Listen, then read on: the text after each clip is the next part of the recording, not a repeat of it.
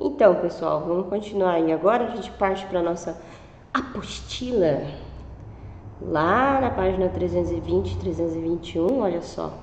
Isso aqui é a tradução da Bíblia em alemão, tá? Aqui eu tenho de um lado a parte escrita à mão e aqui a parte, né, escrita por meio dessa prensa, ok? Que eu havia falado no vídeo anterior como parte do contexto. A primeira pessoa a traduzir a Bíblia do latim para outra língua foi Martinho Lutero. Por que a tradução desse livro, né, para outras línguas foi tão importante? Foi importante porque a população comum não falava o latim. As missas, elas eram rezadas em latim, a Bíblia era escrita em latim, mas o latim era uma língua que ela não existia mais, ela não fazia parte do cotidiano, ela só existia naquele cenário religioso, né, da celebração religiosa, e ela era como se fosse uma língua sagrada, e uma língua impossível de ser falada por aquela população comum. Então, traduzir a Bíblia para um idioma local, né, de uma região, significa que há um interesse para que as pessoas leiam e entendam e saibam o que está escrito ali, né? Enquanto a Bíblia somente no idioma, né, do latim ou do grego era inviável de ser visualizada, de ser compreendida por um grande número de fiéis, ok? As reformas religiosas aconteceram na Europa, influenciaram muitos países, dando origem a novas religiões cristãs, tá? Daí fica aberta essa questão da conversa, né? Quais religiões cristãs vocês conhecem atualmente?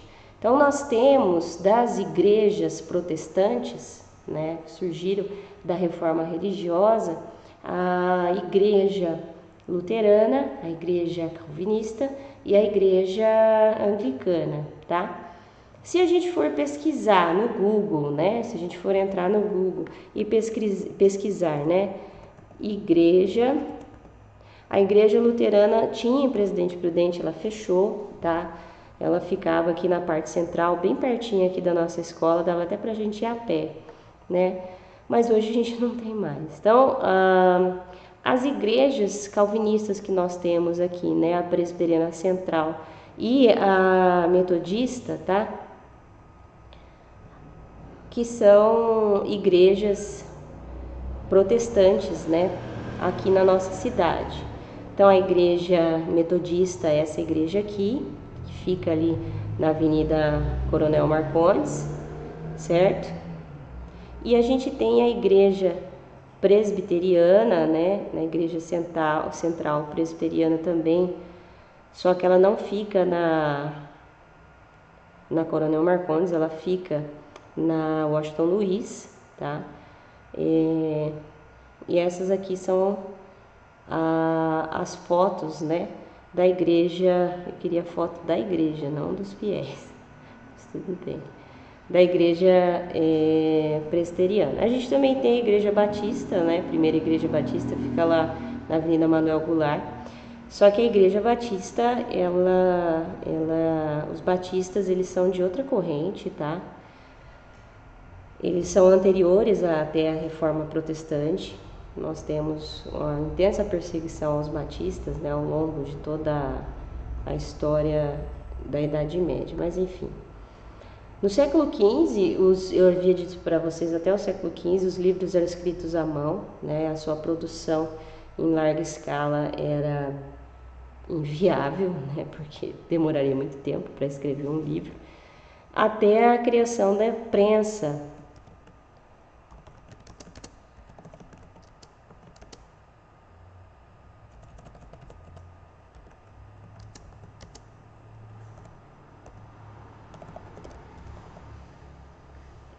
Gutenberg. Ah, tá, Google, tá bom.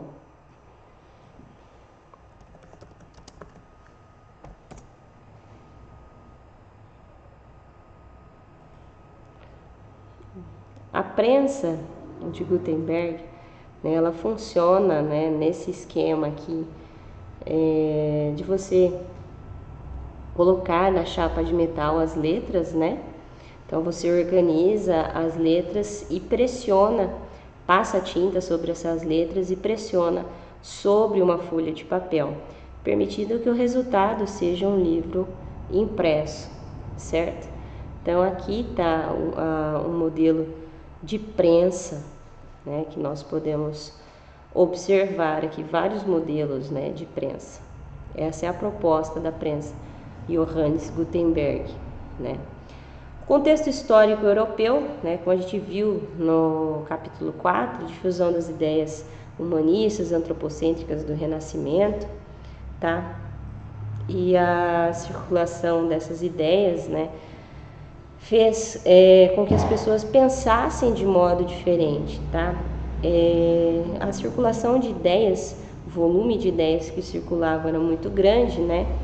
E cada vez mais os dogmas da fé, né, da religião católica passaram a ser contestados. E o pergaminho foi substituído pelo papel também. Então a gente vai grifar aqui na nossa apostila, tá? Pega aí a sua canetinha de grifar, por favor, para nós grifarmos aqui. Grande difusão de ideias humanistas durante o período que foi conhecido como Renascimento, né? Inovações técnicas, uma substituição do pergaminho pelo papel e também da invenção da prensa móvel, tá?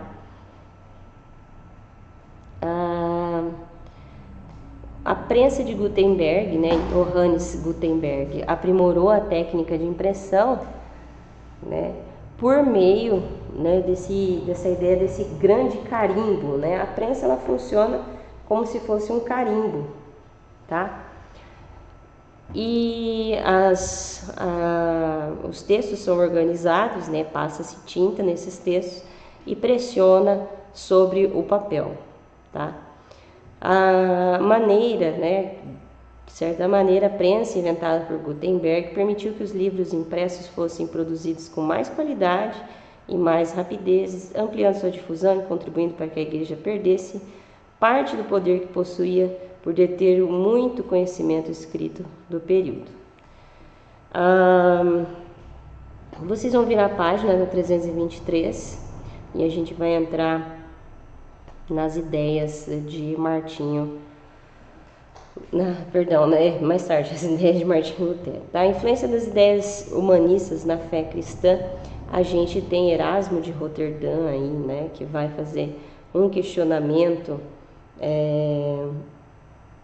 de que a fé ela estava sendo complicada demais pelos membros da Igreja Católica, né? E a fé, na verdade, ela é simples e ela pode se revelar, né, de maneira bem simples, sem a necessidade de rituais complexos e grandiosos como a Igreja fazia, ok? Durante o Renascimento, aumentaram as críticas à Igreja Católica, você grifa aí. A valorização do indivíduo, disseminada pelo pensamento humanista, contribuiu para que a fé pessoal ganhasse força, diminuindo a mediação da Igreja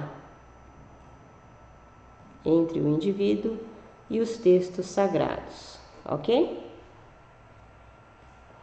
Aí o Erasmo de Roterdã, esse parágrafo que eu falei para vocês. Diferentes pensadores passaram a condenar a autoridade do clero sobre os monarcas, que era visto de uma maneira negativa. A postura de alguns religiosos quanto à posse de riquezas era questionada, assim como o enriquecimento da própria igreja, tá? A igreja enriquecia demais. Alguns de seus membros eram acusados de atos corruptos, como simonia, que consiste na comercialização de objetos considerados sagrados, a própria venda de cargos religiosos, tá? Muitas das críticas vinham de dentro da própria igreja, né, feitas por religiosos que desejavam moralizar a fé cristã, defendiam que os princípios cristãos não deveriam estar fundamentados na riqueza, no luxo e na ostentação. Então vocês vão grifar todo esse último parágrafo aqui também, beleza? Grifado aqui o último parágrafo, a gente dá sequência e aí a gente tem atividades.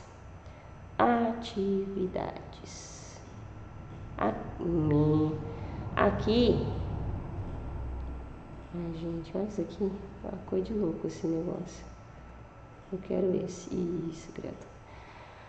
Durante o Renascimento houve uma aceleração do processo de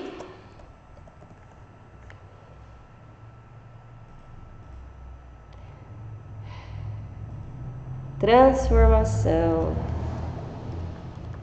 da sociedade europeia.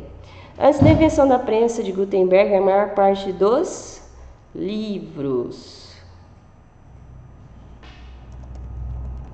era escrita à mão. Erasmo de Roterdã defendia que a Bíblia deveria ser interpretada pelos próprios fiéis.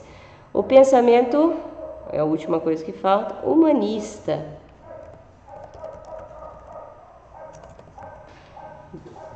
Contribuiu para diminuir o poder da Igreja Católica durante o Renascimento.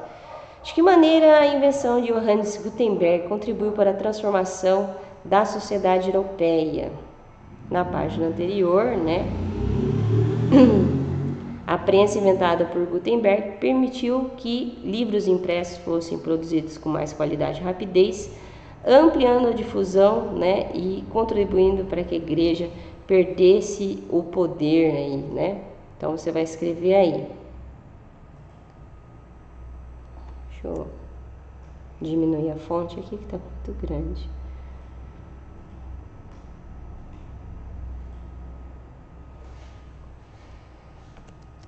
A prensa tornou a produção de livros muito mais rápida, o que contribuiu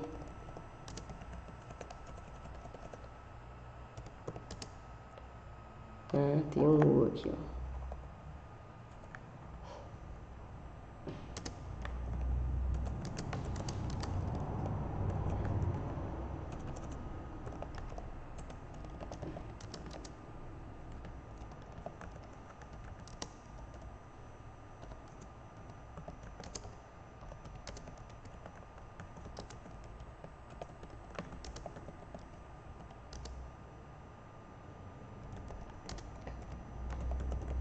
A prensa tornou a produção de livros muito mais rápido, que contribuiu para que o conhecimento de diversos livros não ficasse apenas retido na igreja, o que mais tarde fez com que a igreja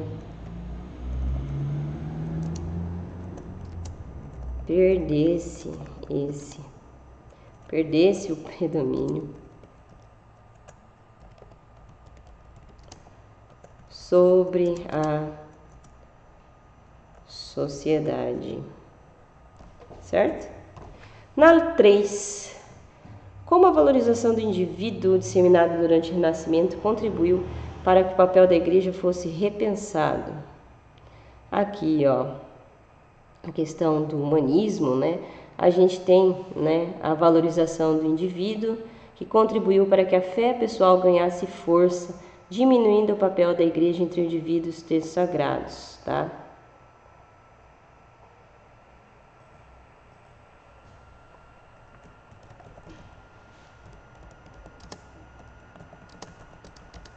A fé individual passasse a ter mais, porque antes não tinha importância, né? Mais importância, diminuindo o poder de mediação entre a igreja e seus fiéis, certo? 4. Quais foram as principais críticas feitas à Igreja Católica à época do Renascimento? Então eram críticas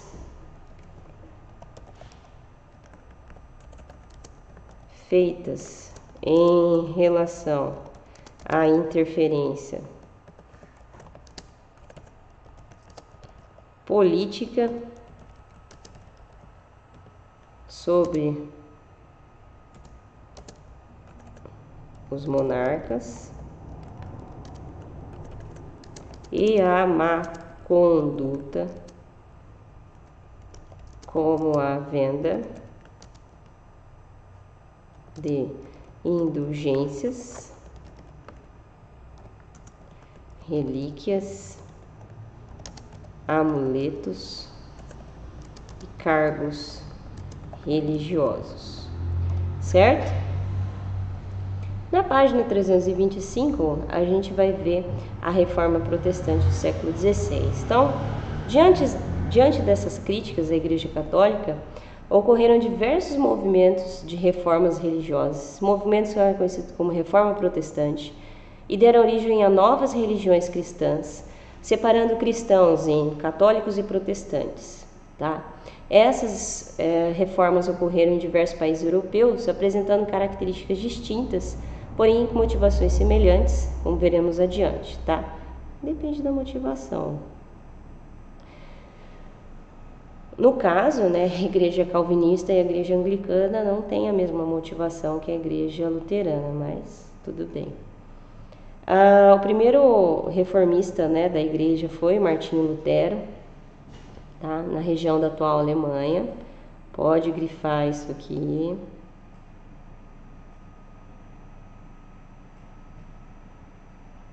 Ai, gente, tá difícil usar esse mouse.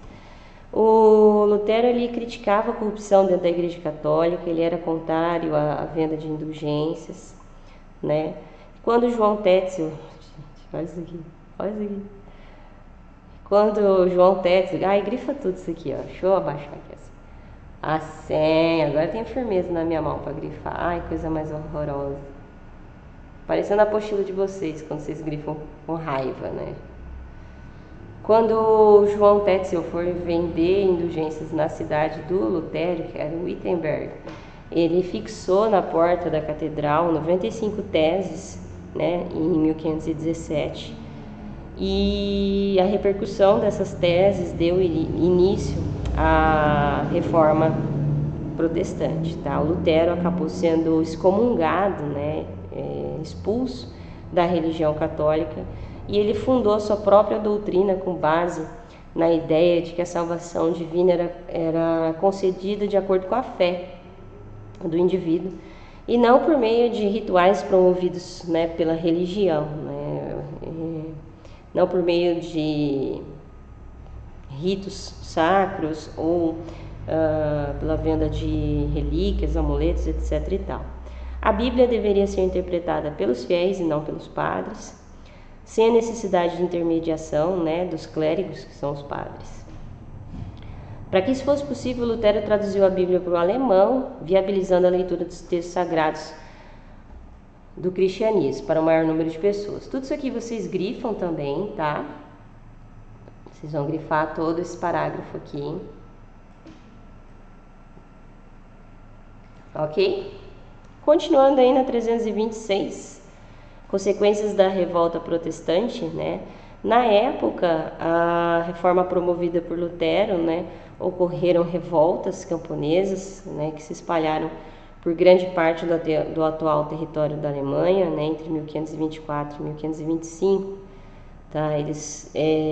Os camponeses se revoltaram aí contra a nobreza, e o Lutero, ele não fez a reforma protestante com a intenção de gerar conflitos internos dentro do território, né, do Sacro Império Romano Germânico, e ele vai tentar apaziguar os ânimos aí, se colocando ao lado da nobreza e pedindo para que os camponeses, né, dessem uma baixada na bola, porque eles estavam fazendo muita bagunça. Os camponeses, eles se viram inspirados aí pela contestação à autoridade da Igreja Católica, né, que foi feita pelo Lutero, e passaram a exigir direitos, né, que deveriam ser concedidos pelos nobres, tá? As revoltas camponesas trouxeram aí uma série de atos de vandalismo, né, como queima de igrejas e castelos, tá? O movimento foi duramente reprimido pelos nobres, né, e o Lutero se colocou ao lado dos nobres também, ok? Então, pessoal, sobre a reforma luterana, né, essa primeira parte da reforma protestante, é isso aí, tá bom? Aquele abraço virtual para vocês.